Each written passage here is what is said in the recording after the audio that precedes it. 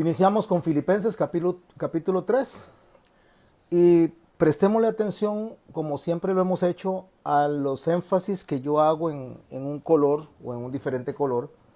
Y el primer verso dice así, con énfasis en amarillo, en las tres primeras palabras, por lo demás. Por lo demás, hermanos, gozaos en el Señor. A mí no me molestó el escribiros las mismas cosas y para vosotros es seguro. Vamos a empezar estudiando este verso 1. Primeramente, cuando dice por lo demás, nos está conectando al resto de la carta que él viene haciendo desde el capítulo 1, capítulo 2. Pero para no leer todo, absolutamente el 1 y el 2, quiero conectar este por lo demás con los versos del capítulo 2, del 5 al 11. Solo voy a leer esto. No lo voy a explicar porque ya está explicado en una clase. Pero para que nuestra mente se conecte con la enseñanza general de la carta. Recuerde que las cartas se deben de estudiar de manera general, integral, sin aislar los versos.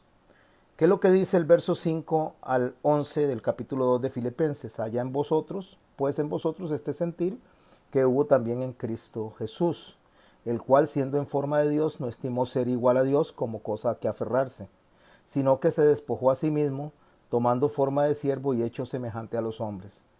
Y estando en la condición de hombre, se humilló a sí mismo, haciéndose obediente hasta la muerte y muerte de cruz. Por lo cual también Dios le exaltó hasta lo sumo y le dio un nombre que es sobre todo nombre, para que en el nombre de Jesús se doble toda rodilla de los que están en los cielos, en la tierra y debajo de la tierra, y toda lengua confiese que Jesucristo es el Señor, para gloria del Dios Padre. Ese es el centro de toda la carta. El centro de la carta es la renuncia que Dios hizo a sí mismo para darnos a nosotros un testimonio de que nosotros debemos renunciar a nosotros mismos. O en otras palabras, para resumirlo de una manera más sencilla, si Dios lo hizo, ¿por qué nosotros no lo vamos a hacer? De una manera sencilla. O sea, tener el sentir, y cuando hablo del sentir no estoy hablando de algo táctil, sino estoy hablando de una forma de actuar, una forma en que nosotros nos vamos a conducir. Nosotros tenemos que conducirnos, que actuar como lo hizo Jesucristo. Y ese por lo demás nos trae hasta este momento, abarcando todo lo anterior que leímos, que el Señor dice que a través de Pablo que debemos nosotros de cuidar la salvación. Cuidar la salvación se refiere, como lo expliqué anteriormente, a ver que la hagamos efectiva, no solamente que digamos que somos salvos y no haya frutos en nosotros, sino que los frutos sean vistos a través de nosotros. Esto se llama testimonio. Cuando hacemos esa conexión y llegamos a este capítulo 3, vamos a tener ciertas palabras que Pablo va a usar, ciertas ideas que Pablo va a usar fuertes, que confrontan a nuestra vida espiritual, a nuestra persona, confrontan nuestra fe. Por ese por lo demás nos conectó a eso. Y dice, por lo demás, hermanos, gozaos en el Señor. Y dice algo importante, a mí no me es molesto escribiros las mismas cosas. Pablo lo que dice es que a él no le molesta estar llamando la atención o estar reprendiendo a las personas. Si tiene que repetirlo varias veces, él no tiene ningún problema con eso. A veces nosotros caemos en una situación diferente a como Pablo ve el Evangelio. Nosotros decimos, ya le hablé mucho. Ya la verdad es que haga lo que le dé la gana. La verdad es que estoy cansado. Y eso no es lo que Pablo está diciendo. Pero ¿por qué tal vez la gente confunde realmente una enseñanza de nuestro Señor cuando dice que no se le tiren las perlas a los cerdos? Porque no vaya a ser que se volteen y las pisoteen y entonces nosotros pasemos un mal rato. Pero cuando el Señor Jesucristo está hablando que no se le tiren las perlas a los cerdos, no se está refiriendo a creyentes, no se está refiriendo a hermanos, no se está refiriendo a iglesia. Se está refiriendo a las personas que no son de la iglesia. Cuando digo iglesia no estoy hablando del edificio. Estoy hablando de las personas que componen la iglesia. Entonces, cuando dice no de tirarle las perlas a los cerdos, está hablando de las personas que no entienden para qué meterse en una discusión porque no son creyentes.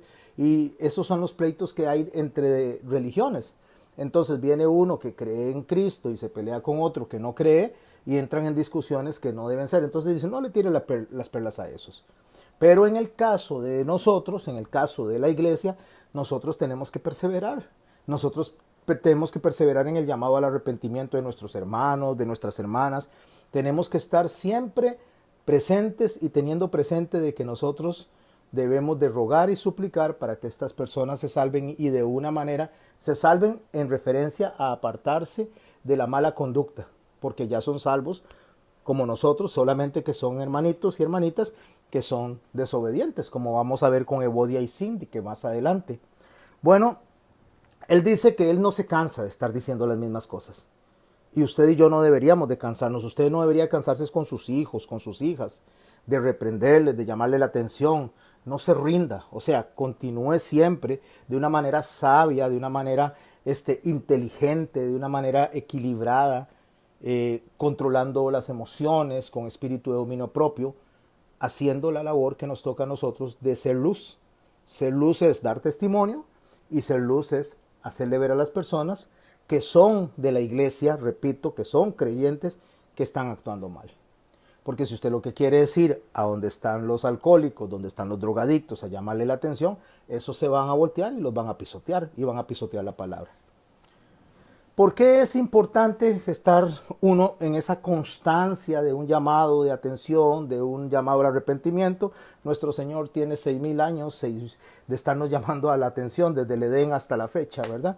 Tiene de estarnos llamando al arrepentimiento, de estarnos llamando a regresar a la senda de la verdad, y nosotros no debemos de cansarnos. ¿Por qué? Porque Pablo lo dice en la segunda parte, porque para nosotros es seguro. Es seguro tener a alguien que llame la atención, es seguro un hijo que tenga un padre firme, que haga respetar las reglas de la casa, que se hacen por supuesto a la luz de la palabra del Señor, en el Señor. Es bueno que un pastor esté llamando la atención de diferentes maneras en las prédicas, que esté llamando la atención cuando la persona pide un consejo, que sea una persona consecuente entre lo que dice ser y lo que es, porque un pastor que le da miedo decirle a la oveja que está equivocada, que está caminando por el lugar correcto, entonces mejor que no sea pastor, que se siente a escuchar, porque el pastor no tiene que tener ningún temor de decirle a la persona, mira, estás infringiendo lo que Dios establece aquí, porque es bueno, es seguro, dice Pablo, para vosotros es seguro. Inmediatamente después, Pablo cae en unas palabras, después de llamar la atención y decir que estoy repitiendo esto en unas palabras o frases que tal vez incomoden o vayan a incomodar a más de uno. Guardaos de los perros, dice. Y cuando él dice guardaos de los perros, él no lo está diciendo con afán de ofender, sino que hay en la Biblia sabemos que el perro es considerado igual como los demás animales, creación de Dios. Y los judíos decían una de las prédicas, ellos enseñan en el Talmud no nos compete a nosotros, de ellos, ¿verdad? A nosotros nos compete la Biblia nada más, pero ellos enseñan en el Talmud que aún a los animales hay que darles de comer antes de uno comer, pues porque son indefensos. Enseñan también que el perro está cerca del corazón de las personas, así que no es que sean anti mascota o anti perro, pero hay una conducta del perro que resalta la Biblia. Y cuando ellos dicen guardaos de los perros, cuando la palabra está mencionando a los perros en diferentes puntos, no se refiere al animal en sí, sino a una conducta muy particular del animal. Y es que el perro vuelve a comerse a su vómito.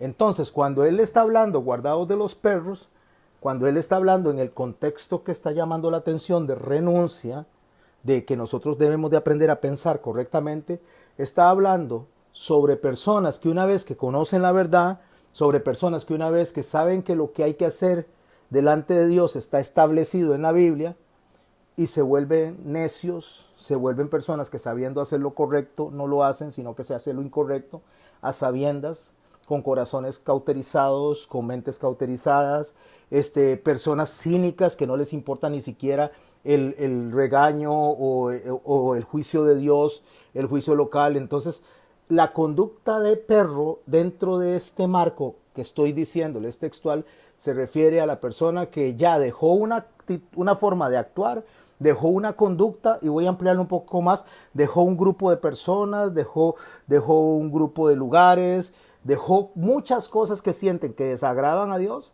pero decide volver a eso. Guárdense de eso, guárdense de los perros. ¿Por qué? Volvemos al verso anterior, porque no me molesta escribirles lo mismo, estarles llamando la atención. No solo habla de los perros, sino que habla de otro grupo de personas. Ya no solo habla de la persona que se vuelve a comer el vómito, de la persona que se vuelve a lo que era antes, sino guárdense de los malos obreros. ¿Quiénes son los malos obreros? Los malos obreros no solo es el que vuelve a la conducta pecaminosa, sino el que se mantiene dentro del cuerpo de Cristo, que es lo que venimos estudiando desde Efesios, pero trabajando no según el carácter de Dios, sino por su propia por su propio gusto, por enaltecerse a sí mismo, por sus propios deseos. Esos son los malos obreros, o sea, malos trabajadores. Guardaos, y esta es más fuerte todavía, de los mutiladores del cuerpo. Hermano, voy a hacer una pausa aquí porque esta es muy fuerte. Es una llamada de atención porque en Efesios aprendimos que la iglesia es el cuerpo de Cristo. En Efesios aprendimos que Dios planeó la iglesia, que Dios pagó por la iglesia, que Dios cuida y guarda la iglesia y Dios capacita a la iglesia. Todo eso lo aprendimos en Efesios. Cuando nos introducimos a Filipenses, entonces empezamos a ver que cómo fue que la compró a través de la renuncia de Jesucristo a la condición que él tenía en su trono, sino que no escatimó eso y vino a morir en una cruz. A través de ese sacrificio él compró la iglesia, para que sea un cuerpo, para que sea un uno, una unidad, un ejad con él. Y los mutiladores del cuerpo son los que desmiembran ese cuerpo, esa iglesia, los que la separan, los que la dividen, los que la agarran y la hacen pedacitos. Llámese los que se llevan personas hacia el mundo, entonces, tras de que se fueron, se llevan a otros, ¿verdad? Tras de que caen en las concupiscencias y caen en la maldad, en lugar de ser solo ellos, empiezan a conquistar a otros. Entonces esos son mutiladores del cuerpo. Mutiladores del cuerpo es aquel que le arranca un brazo, le arranca un dedo, le arranca un pie, y lo estoy hablando de forma figurada. Sé que ustedes lo están entendiendo, son discípulos, son alumnos, están comprendiendo que estoy hablando de aquella persona que desmiembra una congregación, desmiembra la iglesia y deja las iglesias mutiladas. Guárdense de esos. Ahora vea todo el verso en panorámica y léalo con lo que acaba de aprender. Guárdese de los perros, de los malos obreros y de los mutiladores del cuerpo. Qué increíble, ¿eh? Qué fuerte. ¿Quiénes eran estos? Bueno, en los tiempos modernos podemos aplicarlo a lo que yo acabo de explicar. En los tiempos de Pablo, él está hablando de aquellas personas que aparecen y se reconocen en el capítulo 15 de los Hechos, que se conocen como judaizantes. ¿Qué era un judaizante? Un judaizante era una persona o unos creyentes en Cristo, porque no era que no eran creyentes en Cristo, de hecho muchos eran fariseos que habían creído en Jesucristo, que pensaban que había que añadir la circuncisión para poder salvarse, para tener identidad. Eso lo podemos ver en Hechos capítulo 15 y les voy a pedir que me acompañen.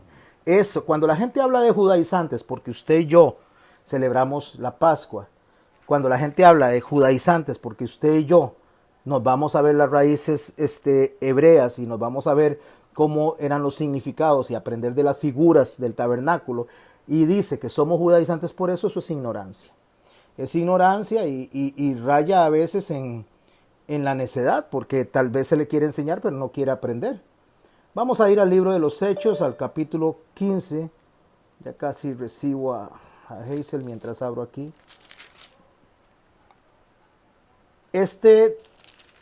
Esto se da alrededor del año 50 y se conoce como el Concilio de Jerusalén. Esto fue el primer concilio cuando se estaba hablando alrededor justamente de estas personas que llegaban a judaizar a Antioquía. Habían dos sedes cristianas. En una, Pablo era la persona que estaba al frente, que era en Antioquía, y la otra era en Jerusalén, que Jacobo estaba al frente. Y por favor presten atención. Verso 1 del capítulo 15. Entonces algunos que venían de Judea enseñaban a los hermanos, escuche lo que enseñaban, esto es ser judaizante. Si no os circuncidáis conforme al rito de Moisés, no podéis ser salvos. Observa, ¿qué es el judaizante? El que dice que si usted no se circuncida, no se salva. O sea, que estaban reduciendo la salvación a actos humanos, a cosas que el hombre pudiera hacer. ¿Quiénes eran estos judaizantes? ¿Quiénes eran estos que estaban llegando ahí a decirle a la gente que si no se circuncidaban no podían ser salvos? Nos vamos a ir al verso 5 de ese mismo capítulo. Pero algunos de la secta de los fariseos que habían creído, preste atención, eran fariseos que creen en Jesús, se levantaron diciendo, es necesario circuncidarlos, mandarles que guarden la ley de Moisés. No voy a leer todo el resto del concilio porque lo que deseo es nada más enfocar que lo que Pablo está haciendo referencia es a las personas que ya saben que no es la circuncisión la que salva, sino la gracia de Dios. Entonces, dentro de ese contexto, estas personas que son creyentes también se pueden referir también como perros que vuelven a lo anterior y como malos obreros y mutiladores del cuerpo, porque separan justamente lo que Dios hizo a través de Cristo, según el capítulo 2 que estudiamos nosotros, donde dice que el Señor se humilló y murió para poder venir a salvarnos. O sea, no les es suficiente eso. Entonces el judaizante no es el que se involucra, estudia y aprende del judaísmo de Jesús, porque Jesús nació judío, creció judío, murió judío y fue enterrado como judío, atendiendo, obedeciendo y testimoniando de una ley judía. No existía el Nuevo Testamento. Entonces, dándonos a nosotros la explicación de por qué fue escrito el Antiguo Testamento. Lo que el Señor llama los escritos de Moisés, los salmos y los profetas. A eso es a lo que se refiere el judaísmo de Jesús, que nosotros debemos y estamos obligados a aprenderlo, porque si no, allá en el Apocalipsis dice que hay unos que se llaman judíos y no lo son. O sea, ¿por qué? Porque predican a un señor judío, pero no aceptan su judaísmo. No estoy diciendo que seamos y nos comportemos como mesiánicos, que usted ya tenga que venir y ponerse las vestimentas y todo lo que el judío hace, porque nosotros no somos judíos, somos cristianos. Pero necesitamos entender y aprender del judaísmo de Jesús. Bueno, a esto es a lo que dice Pablo y le llama mutiladores, perros y malos obreros. Claro, con aplicaciones que vienen hacia nosotros también. Y por eso en el verso 3 dice, porque nosotros somos la circuncisión. Ok, pero ahora preste atención a esto. Si él dice, porque nosotros somos la circuncisión, y en el concilio de Jerusalén, Jacobo dice que no se le va a exigir a los gentiles que se circunciden, ¿a qué se está refiriendo Pablo si somos de la circuncisión? Bueno, que la circuncisión es cuando al pene se le quita el prepucio. Entonces ya eso se considera un hombre circuncidado que está atendiendo si lo hizo por eso, ¿verdad? Si no lo hizo por una cuestión de salud meramente, pero si lo hizo está atendiendo lo que es la dirección del mandamiento que se dio a Abraham, ¿verdad? Y que se le dio a través de Moisés, ¿verdad? A su pueblo. Pero él dice, nosotros somos de la circuncisión. ¿Por qué? Porque él no está hablando de una circuncisión física, él no está hablando de una circuncisión en el cuerpo, él está hablando de quitar el pecado del corazón. O sea, circuncidar el corazón significa quitar lo que cubre el corazón, eso de pecado, y dejar el corazón al descubierto. Cuando hablo de corazón, repito, como lo he dicho otras veces, no estoy hablando del cardio, no estoy hablando del músculo, estoy hablando de la esencia de nosotros, de lo que es nuestra alma. A eso se refiere, donde están los pensamientos, donde están los sentimientos, donde están las emociones. A eso se conoce como corazón o se conoce como mente, dependiendo del texto en que estemos estudiando. Entonces le dice a ellos, guárdense de estas personas, le dice, guárdense de estos, porque nosotros somos la circuncisión, los que en espíritu servimos a Dios. Ve qué interesante, dice, nosotros no tenemos que actuar de esa manera, sino que tenemos que actuar según Jesucristo. Venimos arrastrando un por lo demás que nos presenta nuestro Señor Jesucristo como nuestro modelo a seguir. Porque dice, haya en vosotros este sentir. Por eso tenía que leer esos versos desde el principio. Servimos a Dios y nos gloriamos en Cristo Jesús. ¿En cuál? En el que en el capítulo 2 dice que murió y por eso toda lengua confiesa que es el Señor y toda rodilla se dobla delante de Él, ¿verdad? No teniendo confianza en la carne. Aquí hace la separación de lo que es la circuncisión de la carne, de las obras de la carne, de las cosas que se hacen a través de la humanidad y nos agarramos, nos asimos a lo que es el Espíritu Santo, que es el que nos tiene que guiar a todos nosotros. Pero Pablo, una vez que dice eso, él de una vez va a presentar un currículum, va a presentar quién es él, porque eso pasa mucho, mis hermanos, y voy a tratar de explicarlo de esta manera. La palabra de Dios dice así, y es clara, en Malaquías, y lo desarrolla también nuestro Señor Jesucristo, y lo desarrolla Pablo. La persona que se divorcia, dice así, debe quedarse solo. Que lo único que hace para que una persona se pueda volver a casar es la muerte de la otra persona, porque hasta ahí es donde está el pacto delante de Dios, de la muerte. Pero una persona viene y no conoce, no sabe que Dios tiene este mandamiento, o tal vez lo ha escuchado, pero su corazón no está convencido, y se casó. Se casó con otra persona, se divorció y se casó. Entonces nosotros podríamos venir religiosamente, como este tipo de personas, estos perros, estos malos obreros, estos mutiladores del cuerpo, y decirle a la persona, ustedes aquí no pueden funcionar, aquí ustedes no pueden servir, porque ustedes viven en pecado. La palabra de Dios dice que sí, que eso está mal.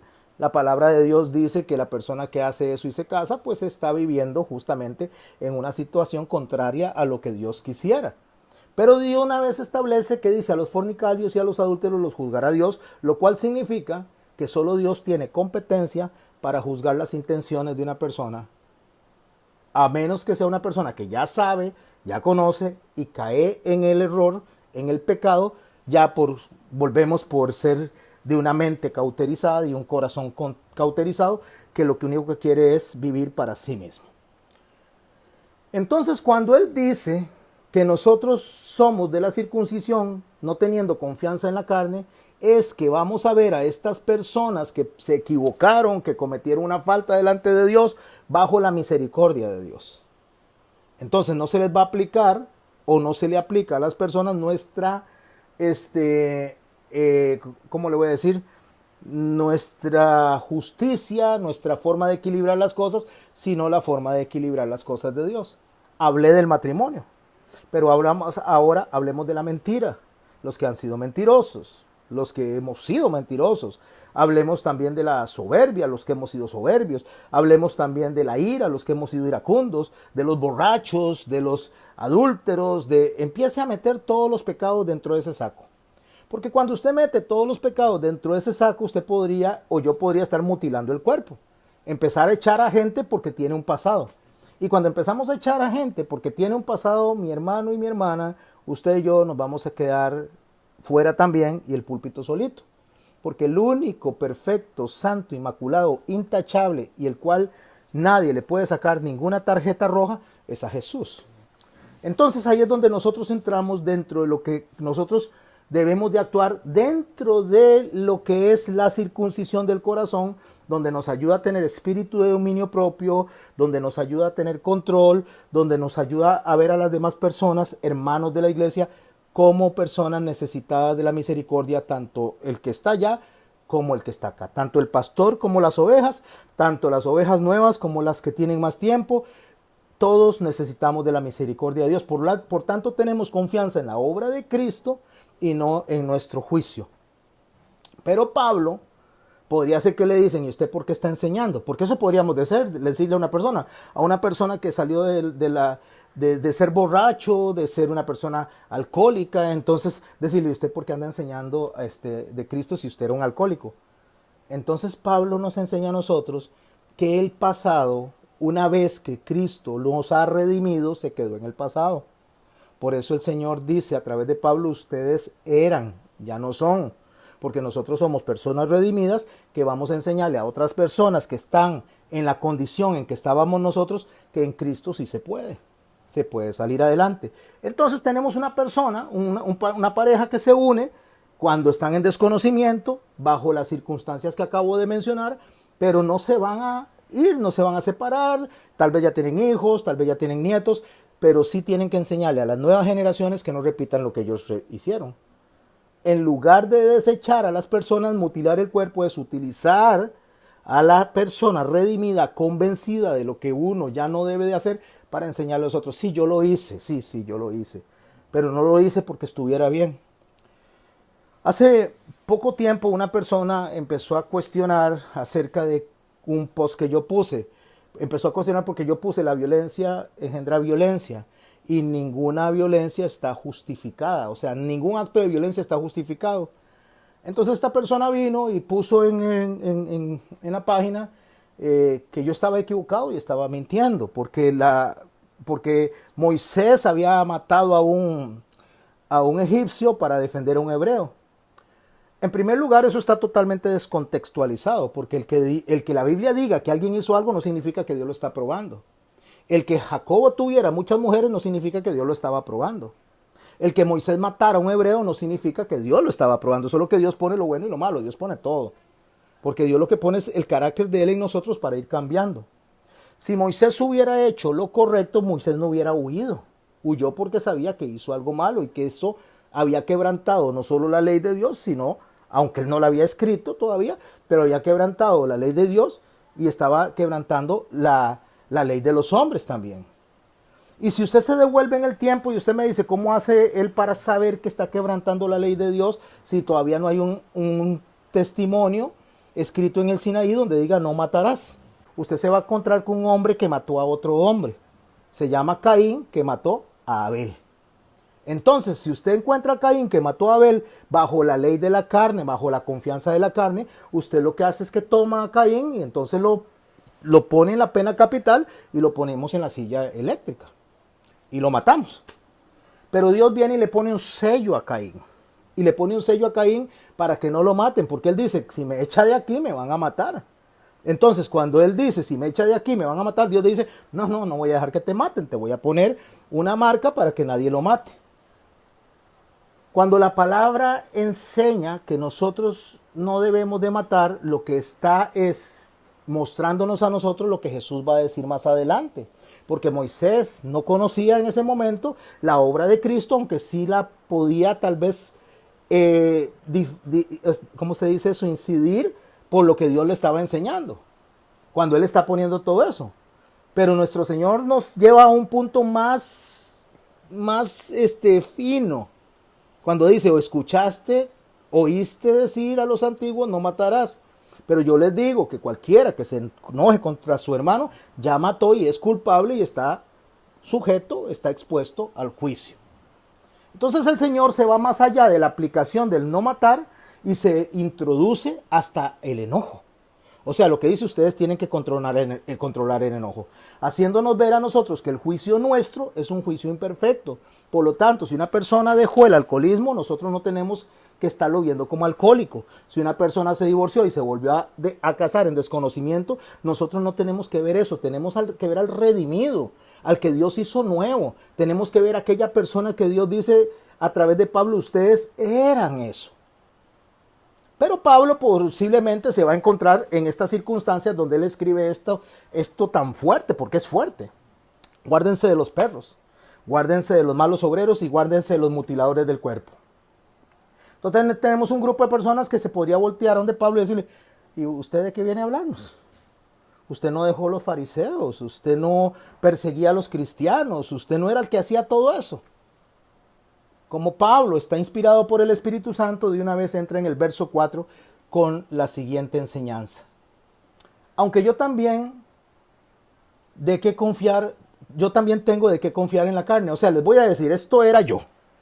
Y si yo me acomodara a lo que ustedes están diciendo, porque ustedes piensan que hay que circuncidarse para salvarse, si ustedes consideran que hay que hacer ciertas cosas para salvarse, les voy a explicar un poquito de mi vida, es lo que dice Pablo, dentro del texto que estamos desarrollando. Si alguno piensa que tiene que confiar en la carne, pues yo más. Si fuera un asunto de lo que hacemos y cómo lo hacemos, de nosotros mismos y de nuestra humanidad, sin recordar lo que les dije en el capítulo pasado, que tenemos que tener el sentir de Cristo, de renuncia incluso a su trono para venir a morir en una cruz por nosotros para salvarnos, les voy a explicar de mi parte también. Porque yo era un hombre circuncidado al 8º día. ¿Cuál era el problema? El problema era circuncisión. Pues yo era circuncidado, dice. Así que no me vengan a decir que yo no me voy a salvar porque no estoy circuncidado, porque a mí la circuncisión no es la que me salva, sino me salva la sangre de Cristo. Y yo estoy circuncidado si fuera el caso, pero no confío ni en esa circuncisión porque eso no es lo que me salva. Y por si acaso, si ustedes consideran que soy un gentil que fue circuncidado, para poder introducirlo dentro de la congregación, darle identidad dentro del seno de Abraham, les voy a decir que yo era del linaje de Israel, de la tribu de Benjamín. O sea, en otras palabras, no necesitaba circuncidarme para salvarme, ni necesito ser gentil, porque yo más bien, según ustedes, esto me salvaba. Pero les voy a decir que eso no me salva. Hebreo de hebreos. ¿Por qué hebreo de hebreos? Le voy a decir porque soy hebreo de hebreos. Porque a los hebreos se les dio el dar testimonio a las personas de lo que Dios quiere en el Sinaí. Entonces soy hebreo de hebreos porque en cuanto a la ley, dice, yo no soy cualquiera de los que están aquí, yo era fariseo. Así que no solamente soy una persona circuncidada del linaje de Israel, de la tribu de Benjamín, sino que era de los doctores de la ley, erudito de la ley. Y no solo erudito, sino que en cuanto a celo, o sea, en cuanto a defensa de lo que yo era, perseguidor de la iglesia. O sea, al que no era como yo, lo mataba. Al que no era como yo, lo perseguía y lo encarcelaba. Y si fuera el asunto un poquito más amplio en cuanto a la justicia, que es la ley, o sea, la aplicación de lo que ustedes tienen ahí, irreprensible, lo cual significa que yo no fallaba. Todo lo cumplía al pie de la letra. ¿Ok? Eso se lo está diciendo a aquellas personas que pudieran reclamarle y decirle, y usted no dejó el fariseísmo, y usted no dejó eso, y usted no es un mutilador del cuerpo. Entonces, pero préstenme atención, por favor. No le estoy diciendo a ustedes, sino él a ellos. Préstenme atención. ¿Cuántas cosas eran para mí ganancia? Eso que para mí era lo máximo desde pequeño, criado a los pies de Gamaliel, siendo una persona bien instruida, teniendo los poderes que tenía dentro del Sanedrín. Todo eso que era yo, que yo lo consideraba algo excelente de ganancia, lo he estimado como pérdida por amor a Cristo. Aquí Pablo lo que hace es poner al amor por encima de las acciones, al amor por encima de cualquier cosa que ellos pudieran tomar como excusa. Y ciertamente, dice Pablo, aún estimo las cosas como pérdida. O sea, si yo me pongo a pensar, dice Pablo, pues era un gran esfuerzo, eran cosas que yo tenía, por lo tanto sí fue una pérdida. Sí fue algo que yo dejé. Una persona que deja un trabajo donde gana mucho dinero, pero que es un trabajo que no bendice a la obra de Dios, ni lo bendice a él como ciudadano del reino, dice, lo dejo. Claro, es una pérdida, es un trabajo muy bueno, pero lo estoy haciendo por la excelencia, dice, del conocimiento de Cristo Jesús, mi Señor. ¿Cuál es la excelencia del conocimiento de Cristo Jesús, mi Señor? Que haya en ustedes este sentir que hubo también en Cristo Jesús, el cual siendo en forma de Dios, no estimó ser igual a Dios como cosa a que aferrarse. Entonces Pablo dice, por amor, de esa misma manera, lo he perdido todo. Y no solo lo he perdido, sino que no me ando lamentando.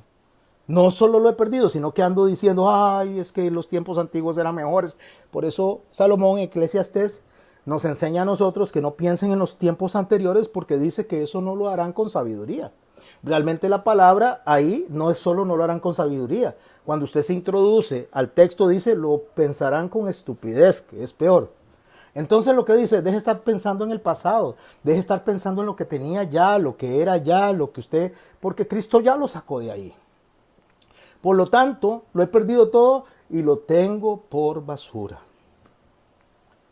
¿Qué es una basura, mis hermanos? Una basura es una basura.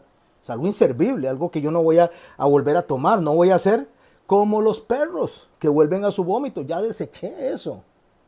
No se junten con esas personas, no busquen a esas personas, no compartan con esas personas que una vez que conocen la excelencia de Cristo, una vez que han hallado a Cristo, a su conducta, a su amor, a su ejemplo y a su testimonio, deciden volverse a lo que eran. Pablo dice, no se sienten a la mesa con aquellos que llamándose hermanos hacen tales cosas. lo cual significa, la mesa significa, es una enseñanza de convivencia, o sea, de cercanía. Entonces, no sentarse a la mesa con las personas que hacen tales cosas significa no participar de las obras infructuosas que hacen. O sea, si estas personas dentro de la iglesia funcionan en armonía, donde hacemos las cosas lícitas, pues estamos sentados a la par de ellos. Pero si las personas en ese momento están actuando con mala conducta y haciendo, pues me alejo de la persona y le digo, mire mi hermanito, yo no voy a participar de esta conversación, no voy a participar de esto. Un ejemplo, vamos a poner un ejemplo, que alguien llegó a su casa en este momento, usted le dejó entrar y en ese momento esa persona tiene una conducta dolosa delante de Dios, usted tiene la autoridad y el deber delante de Dios decirle, no, un momentico, yo por ahí no voy a caminar. Yo la recibo, te amo mucho cuando quieras venir, pero tenemos que tener actos, conversaciones que edifiquen el cuerpo de Cristo. No te voy a recibir así. Y usted hace ese acto. Si la persona realmente ha sido sellada por el Espíritu Santo, va a atender el llamado, va a atender la reprensión. Si la persona no es así, se va a ir, va a volver al vómito y se va a alejar de usted. Porque la conducta que va a tener va a ser oscura, va a ser una conducta más diabólica que del carácter de Cristo. Porque si usted viene y me dice a mí, pastor, es que usted no debería de conducirse así porque usted es un pastor, ¿cómo va a venir usted aquí a decir malas palabras? Y yo continúo, digo malas palabras, no vulgaridades, pero podría estar diciendo palabras groseras sin que sean vulgaridades. Y yo me enojo con usted y me voy, entonces de pastor yo no tengo nada. Pero si yo la escucho a usted, le digo, mira mi hermana, tenés razón, perdóname. Continuemos con la conversación. ¿Cómo me alejo de las personas? No me alejo de la persona, me alejo de la conducta. Mientras la persona haga una conducta que complazca a Cristo, yo estoy con ella. Si la persona hace una conducta que no agrada a Cristo, no estoy con ella. Como pérdida. O sea, si yo me pongo a pensar, dice Pablo, pues era un gran esfuerzo, eran cosas que yo tenía, por lo tanto sí fue una pérdida. Sí fue algo que yo dejé. Una persona que deja un trabajo donde gana mucho dinero, pero que es un trabajo que no bendice a la obra de Dios, ni lo bendice a él como ciudadano del reino, dice, lo dejo. Claro, es una pérdida, es un trabajo muy bueno, pero lo estoy haciendo por la excelencia, dice, del conocimiento de Cristo Jesús, mi Señor. ¿Cuál es la excelencia del conocimiento de Cristo Jesús, mi Señor? Que haya en ustedes este sentir que hubo también en Cristo Jesús, el cual siendo en forma de Dios, no estimó ser igual a Dios como cosa a que aferrarse. Entonces Pablo dice, por amor, de esa misma manera, lo he perdido todo. Y no solo lo he perdido, sino que no me ando lamentando. No solo lo he perdido, sino que ando diciendo, ay, es que los tiempos antiguos eran mejores. Por eso Salomón en Eclesiastés nos enseña a nosotros que no piensen en los tiempos anteriores porque dice que eso no lo harán con sabiduría. Realmente la palabra ahí no es solo no lo harán con sabiduría. Cuando usted se introduce al texto dice lo pensarán con estupidez, que es peor. Entonces lo que dice, deje de estar pensando en el pasado, deje de estar pensando en lo que tenía ya, lo que era ya, lo que usted, porque Cristo ya lo sacó de ahí. Por lo tanto, lo he perdido todo y lo tengo por basura. ¿Qué es una basura, mis hermanos? Una basura es una basura. Es algo inservible, algo que yo no voy a volver a tomar. No voy a hacer como los perros que vuelven a su vómito. Ya deseché eso. No se junten con esas personas, no busquen a esas personas, no compartan con esas personas que una vez que conocen la excelencia de Cristo, una vez que han hallado a Cristo, a su conducta, a su amor, a su ejemplo y a su testimonio, deciden volverse a lo que eran. No, dice, eso es lo que Pablo nos está enseñando a nosotros, porque todo eso se considera basura para ganar a Cristo y ser hallado en Él. ¿Qué es ser hallado en Él? Fusionado. Ser parte de él, o sea, ser cuerpo, ser iglesia. No teniendo mi propia justicia, o sea, ya dejando de analizar como yo pensaba que analizaba, ya dejando de pensar cuál es la forma de resolver mis ideas, mis opiniones, sino que es por la ley, digamos, esa justicia que era por la ley, de la opinión de los fariseos, sino que es por la fe en Cristo. ¿Cuál es la fe en Cristo? La fe en Cristo es saber que si Él lo hizo por mí, si Él se sacrificó por mí, por amor, Él me va a llevar al final. Él me va a llevar a buen término. Pero yo también tengo que ceder. Yo también tengo que renunciar. Porque de eso se trata todo esto. Se trata de renuncia. Y la renuncia se conoce como arrepentimiento. sino por la fe en Cristo, la justicia que es de Dios por la fe. ¿Para qué tengo que actuar así? A fin de conocerle. Recuerde lo que dijo Jesús. Esta es la vida eterna, que conozcan al Padre y que conozcan al Hijo. O sea, ¿quieren tener vida eterna? Conózcanlo. ¿Qué es conocerlo? Saber que Jesús se escribe J-E-S-U-S. No, eso no. Saber que Dios se escribe D-I-O-S. Tampoco. Es conocer su carácter. Es conocer lo que Él quiere de nosotros. Es conocer a qué se debió el sacrificio. Y conocerle y conocer el poder de la resurrección, la participación de sus padecimientos, o sea, conocer, saber hasta dónde llegó, hasta dónde sufrió sin merecerlo, siendo inocente por sus enemigos que éramos nosotros. ¿Por qué? Para llevarnos a ser semejantes a Él en su muerte. ¿Cómo nos lleva Él a ser semejantes en su muerte? A renunciar a lo que éramos y no volvernos para atrás como los perros, y no llevarnos a otras personas mutilando el cuerpo, no arrastrando a otras personas, porque entonces esto le desagrada a Dios. Y si de alguna manera llegase, a mí me encanta esto que Pablo está diciendo. Porque si Pablo no dijera esto, Pablo quedaría cerrando esta idea de la manera como que yo soy perfecto, yo nunca voy a fallar, yo soy lo máximo, renuncié, dejé todo eso como basura, y entonces ahora ustedes véanme a mí, porque ya yo soy inmaculado, soy intachable, soy como Jesús. Pero él dice, si en alguna manera llegase a la resurrección de entre los muertos, ¿qué está diciendo? No he llegado.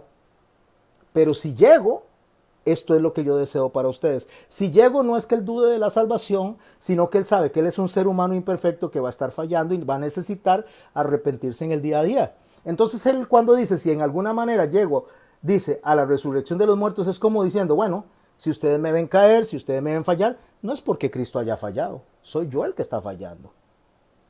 Por eso Pablo dice, si alguien cree estar firme, mire que no caiga, refiriéndose a eso. Y dice, no es que lo haya alcanzado ya, por eso es que él está diciendo, bueno, si llego, no es que lo haya alcanzado, ni que sea ya perfecto. O sea, no significa que no tenga cosas que resolver. Mi hermano y mi hermana, vamos a hacer una pausa en este ni que ya sea perfecto. Qué interesante cómo mucha gente, espero que no se incluya usted y espero no incluirme yo, mucha gente cuando tiene una cierta madurez espiritual ve a los demás como menos cero. Y no sabemos y no entendemos que estamos en un proceso de aprendizaje, un proceso de santificación que nos ha de tomar toda la vida. Y que podría ser que el que está allá comenzando un poco inmaduro termine adelante de nosotros, porque tenga más convicción, porque tenga más decisión, porque sea una persona realmente rendida a los pies de Cristo. Y nosotros tal vez no. Por eso Pablo dice, después de presentar su currículum, dice, no es que lo haya alcanzado, ni que ya sea perfecto, sino que prosigo, sigo caminando por ver si logro asir es agarrar, aquello para lo cual también fui asido por Cristo Jesús. O sea, estoy tratando de llegar al final agarrado de Cristo. Yo no me voy a soltar, yo no quiero soltarme. Pero todavía estoy en ese camino, todavía sigo en ese camino. Hermanos, yo mismo no pretendo haberlo alcanzado ya, dice Pablo. Pero una cosa hago, y aquí mi hermano préstele atención a lo que dice él, olvidando ciertamente lo que queda atrás, lo que acabamos de hablar. ¿Por qué estamos viendo para atrás?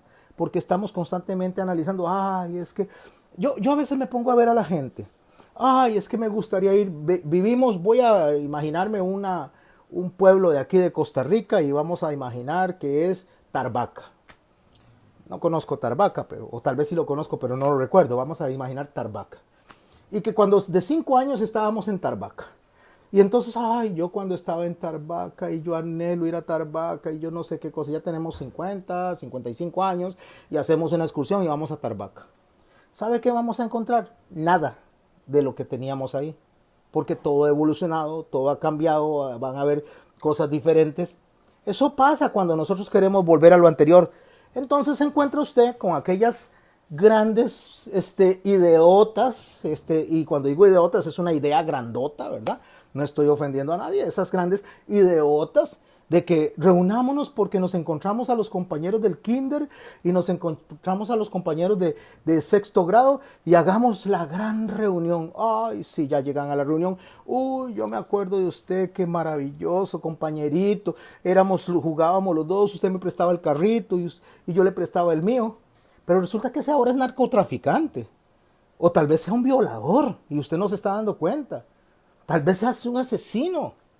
Porque usted está pensando, no digo usted, ¿verdad? Ustedes los que están aquí, si no estoy tratando de generalizar, está pensando en el niñito que conoció allá. Por eso es que no tenemos que pensar atrás. Nosotros tenemos que pensar de aquí para adelante. Lo que estamos construyendo de aquí para adelante. Porque cada vez que nos devolvemos para tomar lo que estaba atrás, ¿sabe qué dice el Señor? Eso no lo hacen con sabiduría. Y mis hermanos, dentro de eso entran las conversaciones. Porque nosotros constantemente estamos jalando el pasado para el frente. Estamos jalando el pasado para el frente. Y nosotros no tenemos que jalar el pasado para el frente. Ahora, no quiere decir que usted no recuerde algo y que no lo converse. Pero no anhele el pasado. No anhele el pasado. Anhele el futuro. Y el futuro es, como dice Hebreos, puesto los ojos en Cristo, que es el autor y galardonador de la fe. Ahí deben de estar nuestros ojos. Puestos los ojos en la barca para no hundirnos como le pasó a Pedro. Eso es lo que el Señor está llamando, no viendo para atrás. Por eso dice él muy claro, ciertamente, dice, una cosa hago, olvidando ciertamente lo que queda atrás. Ya listo, quedó atrás. ¿Quedó atrás? ¿Qué quedó atrás?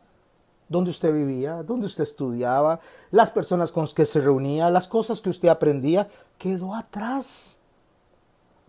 Qué difícil es dejar las cosas atrás. Y el Señor dice, deje eso atrás y fíjese a la meta. Vea para adelante. Cuando usted ve para atrás, vea para decir, no, eso yo no lo voy a repetir. Y siga hacia adelante. Como decía Cristina en un programa que daban antes, dice, para atrás solo para echar impulso, decía. O sea, deje de estar viendo para atrás. Deje de estar trayendo el pasado al presente porque le va a arruinar la vida ese pasado. Se la va a arruinar. No lo digo yo, lo dice la palabra. Ciertamente, olvidando ciertamente lo que queda atrás, extendiéndome a qué, a lo que está adelante. De esa manera prosigo a la meta. Porque ahí es donde está el premio. Porque ahí está lo que nosotros estamos buscando, al premio del supremo llamamiento de Dios en Cristo Jesús. ¿Cuál es el supremo llamamiento de Dios en Cristo Jesús? El sentir que hubo en Cristo. Que no se aferró a eso, a ser como Dios, a ser igual a Dios, sino que renunció por agradar al Padre y por eso fue puesto en lo sumo. Y por eso es que toda rodilla se dobla y toda lengua confiesa de que Él es el Señor, porque Él se aferró al frente. Él no dijo, ay, es que en el Edén, qué terrible Adán, lo que hizo, qué horror, ¿qué hacemos? Ay, voy a estar llorando. Hagamos una reunión de compañeritos del Edén, traigamos a la jirafa, traigamos al elefante, traigamos a los perritos y vamos a ver qué hacemos porque hay que reparar el Edén. No, mi hermano y mi hermana, el Señor nos dice a nosotros que debemos de poner la mente al frente, la mirada al frente, no atrás. Atrás, lo único que uno puede ver es para ver y decir, eso yo no quiero más. Y sigo hacia el frente, prosiguiendo a la meta. Así que todos los que somos perfectos, ¿qué es esto? Pablo, explícame esto. ¿No me acabas de decir que todavía no somos perfectos? Y ahora me dice, así que todos los que somos perfectos, Pablo, póngase de acuerdo. O somos o no somos perfectos. Porque usted me está confundiendo, Pablo. No. Es que en mi carne, en mi humanidad, yo no soy perfecto. En mi carne, en mi humanidad, yo fallo constantemente. Usted en su carne y en su humanidad fallamos constantemente. Pero en Cristo, a los ojos de Dios somos obra terminada. Él nos ve perfectos no por lo que somos, sino por la obra que nos cubre, por la sangre que nos reviste. Por eso es que nosotros, que somos perfectos, o sea, salvados, rescatados, redimidos, pagados con la sangre de Cristo, esto mismo sintamos. ¿Qué es lo que tenemos que sentir? Me devuelvo otra vez al texto que acabo de leer. haya en vosotros este sentir que hubo también en Cristo, el cual siendo en forma de Dios no estimó ser igual a Dios como cosa a que aferrarse, sino que se despojó a sí mismo tomando forma de siervo, hecho semejante a los hombres, y estando en la condición de hombre se humilló, subraya la palabra, se humilló a sí mismo, haciéndose obediente hasta la muerte, muerte de cruz. Por lo cual, ese es el resultado de lo que él hizo, también dice Dios le exaltó hasta lo sumo, le dio un nombre que es sobre todo nombre, para que en el nombre de Jesús se doble toda rodilla de los que están en los cielos, en la tierra, debajo de la tierra. O sea, Él es el absoluto. Y por eso toda lengua confiesa que Jesucristo es el Señor para gloria del Padre.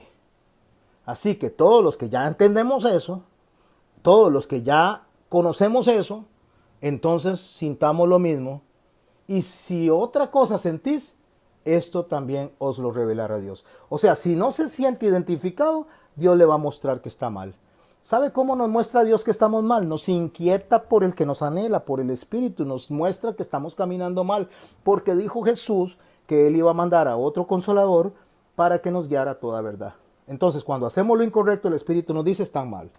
Corríjanse, arrepiéntanse, regrese al camino, no se queden como los perros, no vayan al vómito, devuélvanse al camino, devuélvanse al sendero, devuélvanse al llamado para el cual fueron salvados. Pero en aquello a que hemos llegado, sigamos una misma regla. Bueno, ya llegamos, ya aprendimos, todos los que estamos aquí, sigamos una misma regla, sintamos una misma cosa. ¿Qué es lo que usted y yo tenemos que sentir?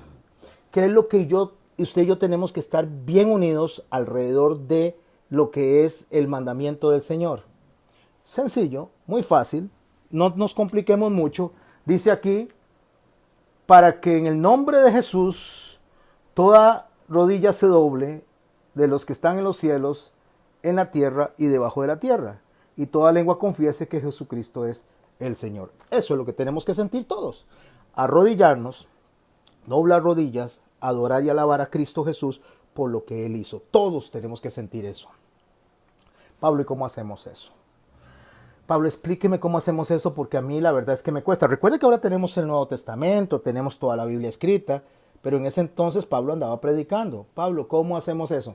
Bueno, les voy a explicar, hermanos. Sed imitadores de mí y mirad así los que así se conducen según el ejemplo que tenéis en nosotros. O sea, vean el testimonio. Vean lo que yo estoy haciendo. Todavía ustedes no tienen la carta escrita, todavía no tienen todo el Nuevo Testamento, pero vean el testimonio de nosotros. Así que mi hermano y mi hermana, ustedes y yo somos cartas para ser leídas, dice Pablo. O sea, somos testimonio para ser leídos. ¿Sabe qué es el problema? Que qué testimonio está leyendo la gente en usted y en mí. O que estamos leyendo en otras personas. ¿Qué es lo que estamos viendo realmente que represente a Cristo? Yo les decía a ustedes, mis hermanos, mucha gente está aplicándole Biblia a la gente que no vive.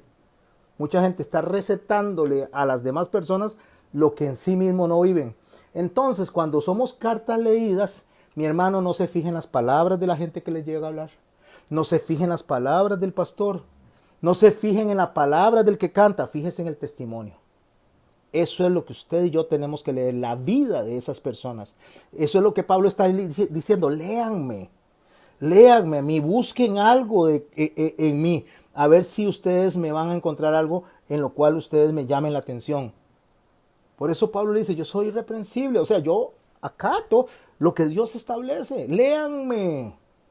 Si yo vengo y les digo a ustedes, no, mis hermanos, vean, no fumen, y yo ando fumando, entonces ustedes me están leyendo y ustedes están diciendo, bueno, este es un mentiroso. Si yo les digo a ustedes, mira, mis hermanos, voy a hacer un grupo de hermanos y hermanas, parejas de matrimonio para enseñarles de matrimonio, y ustedes me ven a mí que yo estoy maltratando a mi esposa y estamos agarrados del pelo, mi hermano, me están leyendo. Si ustedes ven, ejemplo, que vamos a organizar un grupo de hombres y entonces que vamos a poner un hermano al frente para enseñarle a los hombres cómo conducirse, cómo ser buenos padres, cómo ser buenos esposos, y ese hombre que está enseñando tiene una vida desastrosa, tiene una familia desastrosa, tiene un trato a sus hijos, a sus hijas desastroso, mi hermano y mi hermana, sencillo, muy fácil, eso es lo que estamos leyendo. Si usted tiene una mujer dirigiendo mujeres, grupo de mujeres, y diciéndole a las mujeres que se sujeten a Dios, que se sujeten al esposo, pero esa mujer es una rebelde, es una mujer que totalmente avergüenza al esposo. Eso es lo que se está dando en las iglesias, mis hermanos. Eso es lo que está pasando en las iglesias, que las personas de testimonio no son de testimonio. Son personas que están en el charco comiendo vómito, enseñándole a otras personas lo que no viven, ni siquiera lo creen. Pero Pablo dice, imítenme a mí. Y miren, los que así se conducen según el ejemplo que tenéis de nosotros. O sea, imítenme porque yo estoy imitando a Cristo. ¿Y cómo lo dice Pablo? Todo esto que yo dije ahorita, todas estas cosas que yo dije, usted puede decir, pastor, usted sí es higadoso, de verdad. Usted que agarra un versículo 17 y usted nos da duro con ese versículo. No, mi hermano, yo solo transmito lo que Pablo escribió. Porque vea lo que dice Pablo. Ahí andan muchos, de los cuales os dije muchas veces, que aún ahora lo digo llorando, que son enemigos de la cruz, de Cristo. Todo lo que yo dije, Pablo lo resume así. El fin de los cuales será perdición. Esas personas que andan representando a Cristo de la mal manera, esas personas que andan dando mal testimonio, lo único que van a ir es a perdición. Porque su Dios es el vientre. ¿Sabe qué dice Pablo cuando dice que su Dios es el vientre? En la enseñanza hebraica, o sea, cuando usted habla con un judío, no olviden cerrar los microfonitos, ¿verdad? Como le digo, yo se los cierro, pero para no sentir que estoy abusando. En la enseñanza hebraica, bueno, eso se traslada a nosotros también. Cuando usted oye que una muchacha dice, ay, me enamoré y tengo maripositas en el estómago.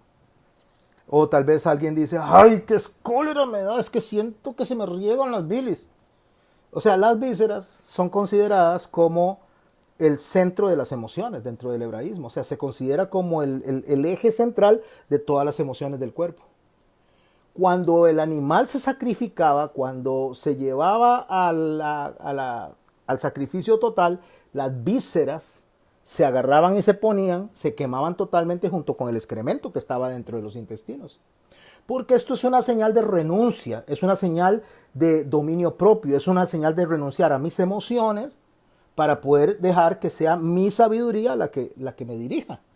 Entonces, cuando se quemaban las vísceras, es algo con lo que Pablo está hablando ahí, ellos están entendiendo. Y el excremento que estaba ahí representa la vergüenza. Entonces, las vísceras representan las emociones y el excremento la vergüenza. Al hacer el sacrificio, usted lo que está diciendo es, Señor, deposito mi vergüenza y deposito mis emociones delante tuyo para que sea tu Espíritu Santo el que me guíe. Por eso él dice que estas personas que andan actuando así, estas personas que se comportan como perros y vuelven al vómito, que mutilan el cuerpo, que se llevan las personas para hacerlos más doblemente pecadores, dice Pablo, ¿verdad? Más bien pecadores el doble, porque en lugar de enseñarles correctamente, les siguen enseñando mal. Todas estas personas que andan predicando, que andan de casa en casa tocando las puertas, que andan enseñando sin que su vida sea testimonio, sin que su vida sea ejemplo, van para la perdición porque su Dios es el vientre. Significa porque solamente lo están haciendo por emoción y cuya gloria es su vergüenza, porque solo piensan en lo terrenal. Espero haber explicado bien este versos 18 y 19, porque Pablo está siendo fuerte en esto, muy, muy fuerte. Entonces, después de que dice esto y saca todas las cosas y saca toda la basura a la calle, de lo que Pablo está llamando la atención a los filipenses, porque hay un pleito ahí, hay gente que se está peleando y que no están caminando correctamente. Pablo dice, nuestra ciudadanía está en los cielos, donde también esperamos al Salvador. Cuando dice que nuestra ciudadanía está en los cielos, usted se puede ir junto conmigo a la palabra de Dios en el capítulo 6 de Mateo, no vaya, solo anótelo, donde el Señor recibe la solicitud de los discípulos y le dice, Maestro, enséñanos a orar. Entonces el Señor dice, así es como van a orar. Padre nuestro que estás en los cielos. ¿Y qué sigue? hágase tu voluntad aquí en la tierra como en los cielos. O sea, cuando dice nuestra ciudadanía está en los cielos, o sea, que nosotros no somos de esta tierra, lo que Pablo está diciendo es que nos comportamos, vivimos, hacemos, decidimos conforme a Dios. Por eso está nuestra ciudadanía en los cielos. Y por eso esperamos al Salvador, Señor Jesucristo. Pero es que ya no me salvó. Sí, pero para concluir todo esto, para llegar a la perfección de todas las cosas, como lo dice Pablo en Corintios, vemos oscuramente, pero vamos a ver después claramente. Ahora vemos por espejo. Sí, pero vamos a ver cómo hemos sido vistos. O sea, toda esta imperfección se va a ir, ya no va a haber más llanto, ya no va a haber más dolor, ya no va a haber nada de lo que vemos, ni siquiera la muerte va a existir. Porque el Señor va a establecer su reino. El Señor va a establecer toda su idea original y va a darle la oportunidad a la humanidad de arrepentirse delante de su llamado. Y cuando Él dice que sería esperando al Salvador, el cual transformará el cuerpo de la humillación nuestra. ¿Cuál es el cuerpo de la humillación nuestra? El que cede a las tentaciones, el que cede a las emociones, el que no se puede sostener bien caminando. Dice, este cuerpo lo va a quitar, lo va a cambiar, lo va a glorificar. ¿Para que sea qué? Semejante al cuerpo de gloria suya. Pausa, voy a hacer una pausa aquí. Me gustan las pausas. Me gusta tratar de explicar lo que Dios me ha enseñado a mí en el Espíritu. Cuando un hermano o una hermana muere dentro de la congregación, fuera de la congregación, yo no digo se murió. No sé si ustedes se han dado cuenta de eso. Yo no digo se murió nuestra hermana, se murió nuestro hermano. Yo digo Dios le glorificó. Glorificó a nuestra hermana o glorificó a nuestro hermano. Porque nosotros no nos morimos. Dios no es un Dios de muertos, Dios es un Dios de vivos. Dios lo que hace es que toma nuestro cuerpo, lo deja ahí y nos glorifica delante de Él.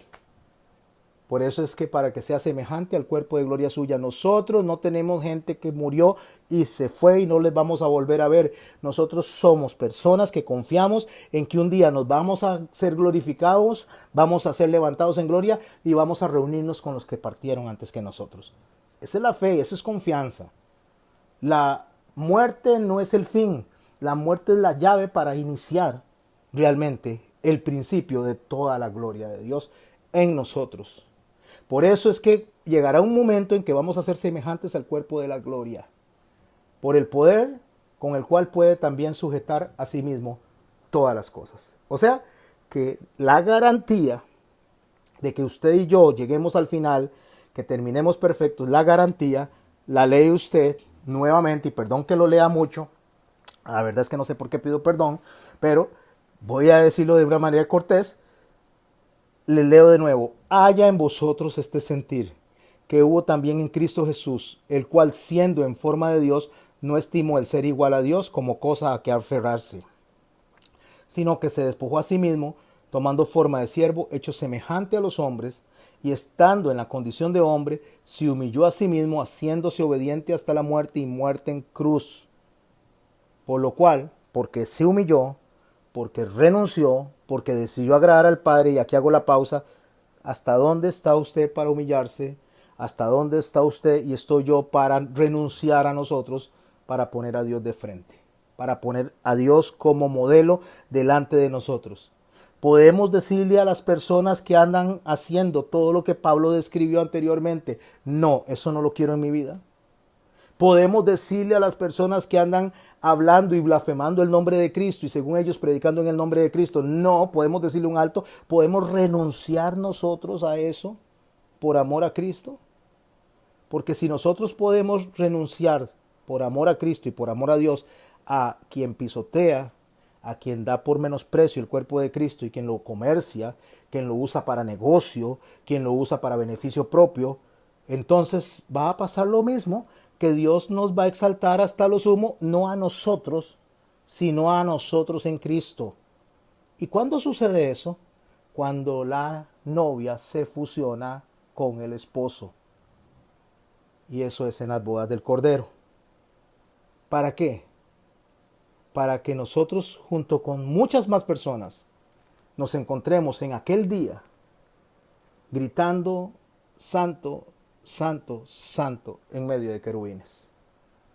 Y esa posición y ese lugar no sale, no está por nosotros, está ahí porque a Cristo le plació llevarnos con él. Entonces, una vez que ya tenemos todo este esquema, todo este material, entonces empezamos con el verso 1 del capítulo 4. Así que, todo lo que acabo de explicar, todo lo que acabamos de repasar, así que hermanos míos, amados y deseados, no solo nos dice amados, no solo nos dice hermanos míos, sino deseados. ¿Deseados por quién? ¿Por quién? Por el Espíritu que nos anhela.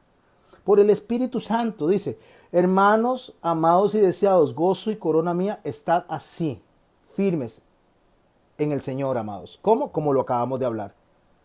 Y viene Pablo y plantea lo que está pasando allá en la iglesia de los filipenses. Ruego a Evodia y a Síntique que sean de un mismo sentir en el Señor. ¿Por qué? Porque estaban peleando. Eran personas que trabajaban bien, pero empezaron a rozar, empezaron a dividir a la iglesia. Así te ruego también a ti. Este ti es alguien que no define, es quien quiera que sea, pero a ese ti le dice, compañero fiel, que ayudes a estas, que las ayudes, dice. Vaya, ayúdelas a que se reconcilien, vaya, exhórtelas, vaya, llámele la atención. A estas que combatieron juntamente conmigo en el Evangelio con Clemente, quien dirigía la iglesia de Roma. También a los demás colaboradores míos cuyos nombres están en el libro de la vida. Llámele la atención. Exhórtelas. Llámele la atención porque no están haciendo lo correcto. Están dividiendo el cuerpo de Cristo. Si usted y yo, mi hermano y mi hermana, nos traen a nosotros material chismoso de otro hermano, de otras iglesias, a hablar mal de esas personas y lo permitimos, mis hermanos y mis hermanas, somos exactamente igual que esas personas. Cuando alguien viene a nosotros a hablarnos mal de otra persona, lo que deberíamos de hacer nosotros es parar eso inmediatamente y decir, no señor, si hablamos algo, hablamos de cosas que edifiquen, que produzcan, cosas que convengan. No hablemos por hablar, porque la boca, dice el Señor, que a través de Santiago dice que a través de la lengua sale agua amarga y agua dulce. Mientras alabamos a Dios, maldecimos a los hermanos. Entonces nos llama la atención, porque dice que eso es una lengua que desata un infierno. Y nosotros tenemos que aprender a funcionar dentro del cuerpo de Cristo a través de la exhortación. Exhortación de unos con otros. Y cuidado con la forma en que decimos las cosas, porque yo puedo llegar y decir, mire, Pastor Miguel, quiero que oremos por Cheney, porque vieras que Cheney anda en esto, y lo que estoy haciendo es chismeándole. No le estoy pidiendo que oremos por Cheney. Porque es una manipulación, una forma totalmente diabólica de contarle un chisme, decirle, es que vengo para que oremos por... No, nosotros tenemos que ser consecuentes con los que están escritos en el libro de la vida. Y dice, regocijaos en el Señor siempre. ¿Qué es regocijarse? Regocijarse es sentir gozo. Otra vez. O sea, regocíjense es vuelvan a sentir gozo en el Señor. ¿Cuándo? A veces. No, siempre. Y por si no queda claro, dice, otra vez digo, regocijaos. O sea, regocíjense. Gócense en el Señor. Vuestra gentileza sea conocida a todos los hombres, no solo a los creyentes y no creyentes, que todos vean un buen testimonio de ustedes, porque el Señor está cerca, ya casi está. Por nada estéis afanosos. O sea, nada les robe la paz, nada les robe la concentración. Sepan que somos un cuerpo, que tenemos que estar funcionando como un relojito suizo para que las demás personas puedan ver un buen testimonio. No estén afanosos, sino que sean conocidas vuestras peticiones delante de Dios. Y vuelvo a repasar lo que estudiamos en Efesios y lo que estudiamos al principio de esta carta. Sean conocidas vuestras peticiones delante de Dios, ¿cómo? Decretando, declarando, arrebatando, haciendo todo eso. No. Toda oración y ruego en acción de gracias. Pablo lo dice en todas las cartas. Oren con ruego y acción de gracias. Ruéguele al Señor.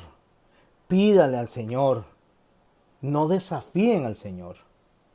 Y cuando eso pasa, cuando ya hemos aprendido todo esto, hay algo que va a cambiar en nosotros. ¿Se acuerdan lo que les hablé del corazón? Que no es el cardio, ¿Se acuerda lo que les hablé de la mente? Que no es el cerebro ahí, que no es ese músculo, ni que tampoco son las vísceras que están representando justamente el cerebro, la mente. El corazón está representando las decisiones y el estómago, las vísceras, las emociones. No, no, no, no, eso no. El alma, lo que está dentro de nosotros, lo que sí somos nosotros. Nosotros no somos, mis hermanos y mis hermanas, un cuerpo que tiene alma. Nosotros somos un alma, esa es nuestra existencia que tiene un cuerpo. Y una vez que ese cuerpo muere, el alma continúa. Somos alma, esa es nuestra identidad. Y esa alma es la que va a recibir el verso 7. Y la paz de Dios, que sobrepasa todo entendimiento, guardará vuestros corazones, el alma, vuestros pensamientos, el alma, en Cristo Jesús. Ahí es donde radica. ¿Cómo? ¿Cómo pienso? En la manera que pienso. Por lo demás, viene a ir cerrando ya lo que es la enseñanza Pablo, hermanos. Todo lo que es verdadero, todo lo que es honesto, todo lo que es justo, todo lo puro, todo lo amable, todo lo que es de buen nombre. O sea, Pablo dice, si hay algo que sea bueno, si hay algo de buen nombre, o sea, piensen en todo lo que es bueno, correcto. Dejen de estar concentrándose en lo malo. Si hay algo, lo que se encuentren, si hay alguna virtud, si hay algo digno de alabanza, eso piensen. Piensen en eso, dejen de estar pensando que si Cheney pellizcó a Johnny, que si don Mario me hizo feo a mí, cara fea, que si don Miguel cuando yo pasé no me habló. No piensen en eso, no piensen en nada de eso, mis hermanos. Piensen en todo lo bueno, porque lo que aprendiste y si recibiste y si oísteis de mí, que es el que está dando testimonio, esto haced y el Dios de paz estará con vosotros. Se los digo por qué, dice Pablo, porque yo lo estoy experimentando. En manera me gocé en el Señor, dice, ya que a fin habéis revivido vuestro cuidado en mí, de lo cual también estabais solícitos, pero os faltaba oportunidad. Ok, ustedes pensaron en ayudarme, ustedes pensaron en bendecirme, ustedes me aman, pero no porque yo necesite nada de eso, sino porque es una oportunidad para ustedes para servir a Dios en su asistencia. Por eso no lo digo que tenga escasez, pues yo sé contentarme en cualquiera sea mi situación. O sea, yo no necesito plata, yo no necesito comida, yo no necesito ropa, yo soy feliz. No importa lo que yo tenga. Por eso sé vivir humildemente, sé tener abundancia. En todo y por todo he sido enseñado. Miren, muchachos y muchachas, dice Pablo, esto no es algo que nazca, es algo que se aprende en medio de la aflicción, se aprende en medio del dolor, se aprende en medio de la lucha.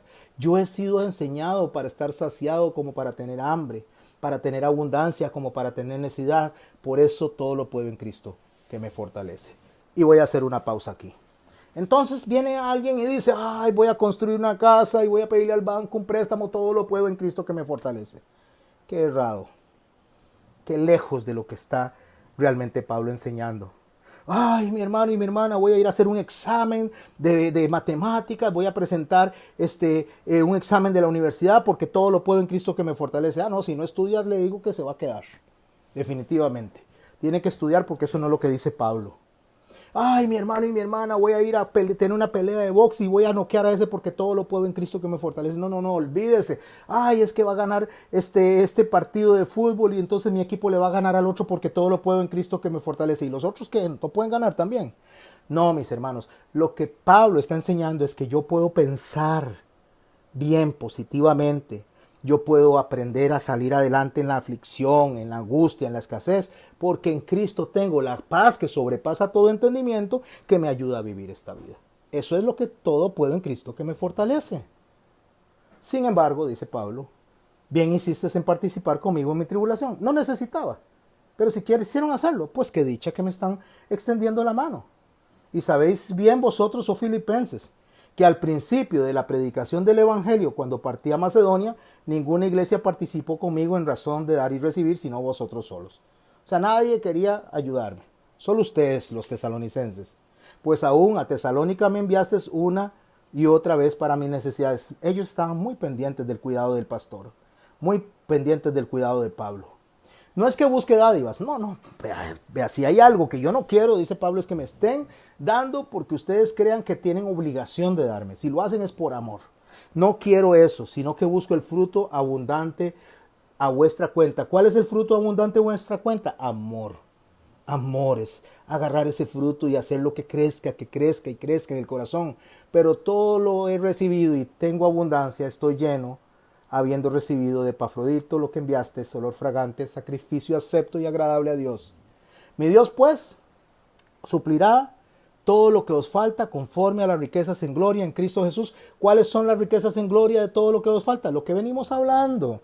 Necesidad espiritual, necesidad de control de dominio propio, la paz que sobrepasa todo entendimiento, ser como Jesucristo, poder reconocer el testimonio en Pablo, no volvernos perros que nos alejamos a ir al vómito, no mutilar el cuerpo. Todo ese es el mensaje.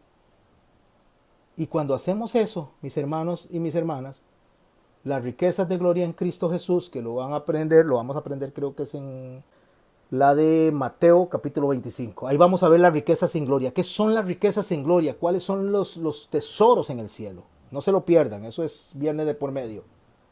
Entonces, una vez que tenemos eso, al Dios Padre nuestro sea la gloria por los siglos de los siglos. Amén. O sea, así sea. Así cierra la carta a los Filipenses. Así cierra Pablo. 4 capítulos poderosos, mis hermanos, poderosísimos. El siguiente texto a estudiar es Colosenses. Lo empezamos a estudiar la próxima semana, si Dios así lo permite. Si no pasa nada, cerramos esta clase. Dejo el audio que está en el teléfono para que lo puedan escuchar y participar todos. Y dejo de grabar lo que voy a subir. Recording stopped.